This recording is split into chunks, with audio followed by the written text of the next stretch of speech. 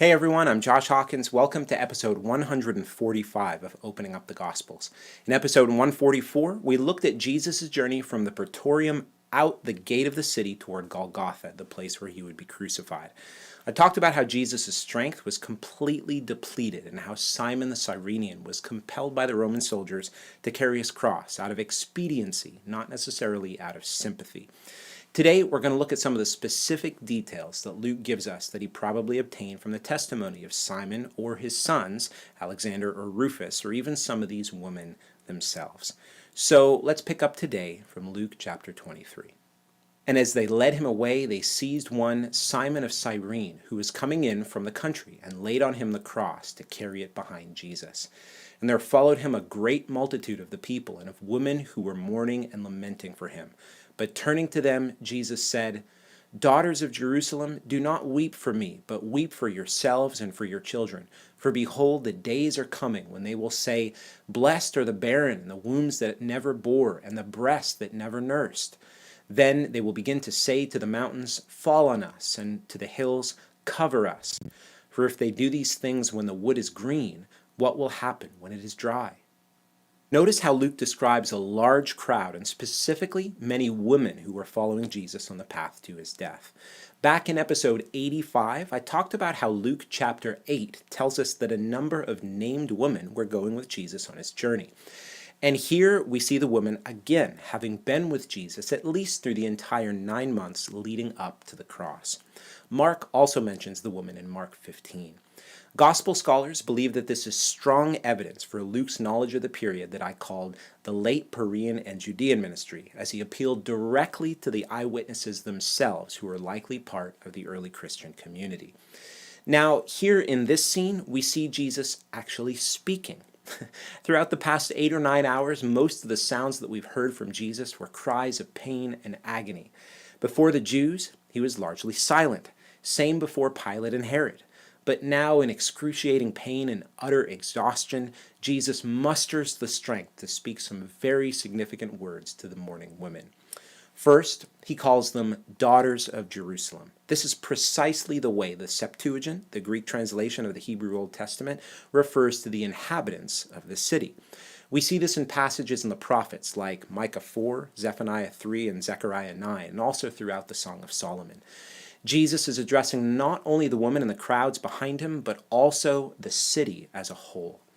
Now remember, as I've developed at length already, those who were in Jerusalem for the Passover certainly would not have been in approval of this judicial murder being carried out by the Jewish authorities.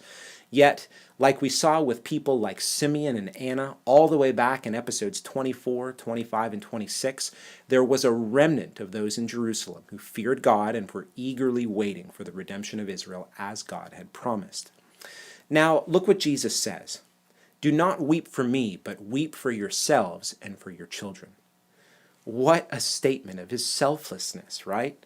In all of the other opportunities he had to speak, he didn't defend himself. And now, as he breathed laboriously, his wounds still oozing and his face covered with sweat and blood, he gathered the strength to utter his concern for the future of those who were mourning for him.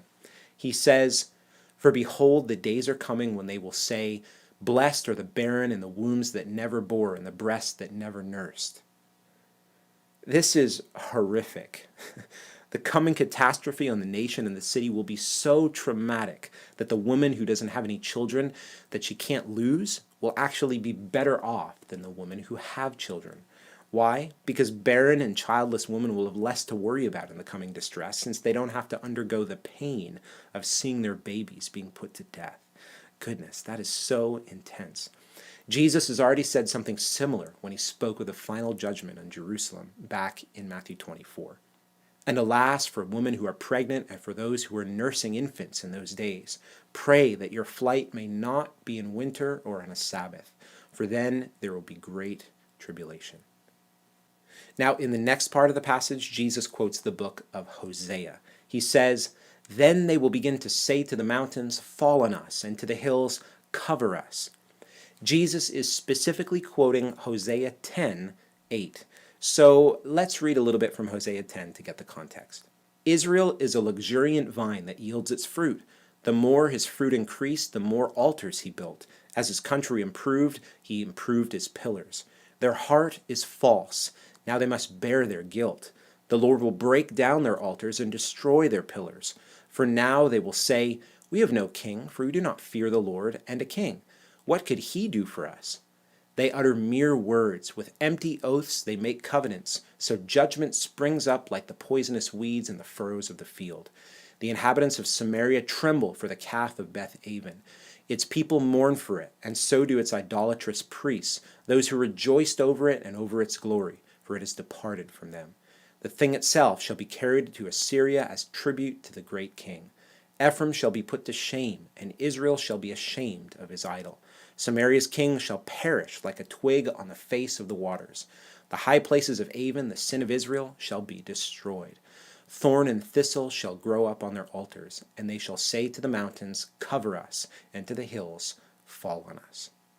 Notice some of the imagery I've talked about a lot already in this series. Israel as a vine or vineyard, the idea of producing fruit, it's right there in verse 1.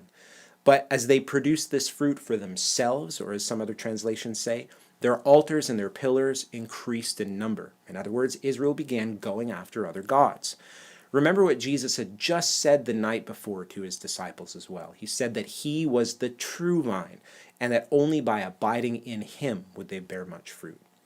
Now in verse 2, because Israel had produced fruit for themselves instead of for their God, Yahweh is going to break down and destroy the altars they've made to other gods. The following verses say that Israel is a nation that no longer fears Yahweh. They make empty promises and covenants, and therefore God will bring destruction upon them and lead them into captivity because of their covenant breaking. Verse 8 speaks of how God will judge those who worship idols, depicting them as people who run into caves and rocks, seeking refuge from the catastrophic judgment, even to the point where they cry out, "Crush us, mountains and rocks." Surely that's better than enduring the terrible suffering of God's judgment. Wow. So why is Jesus quoting this? He's extending his hand toward Israel one final time, appealing to them for their repentance. Just as Israel had done in Hosea's day, they forsook the covenant God made with them at Sinai. They went after other gods. They committed idolatry and they dishonored Yahweh. And so as God had promised in Deuteronomy 28, curses would come upon them. Not to display this vindictive, hateful God, but to display a faithful, covenant-keeping God who disciplines those he loves. His name and his character is at stake, and the God of Israel has bound himself to that particular nation in a unique way, and the display of his judgment is a display of his faithfulness. Now, the final part of the verse says, "For if they do these things when the wood is green, what will happen when it is dry?" The basic idea of the imagery here is that dry wood burns more easily than green wood. Of course, fire is yet another way that the Old Testament pictures God's severe and consuming judgment. And there are even several passages from the prophets that compare God's judgment on Israel with a fire that consumes a tree. Passages like Isaiah 10, Jeremiah 5, Jeremiah 7, Ezekiel 15, Joel 1. Other Old Testament passages compare Israel with a green or a fruitful plant, like Isaiah 5, Jeremiah 11, and Hosea 10, like we just looked at.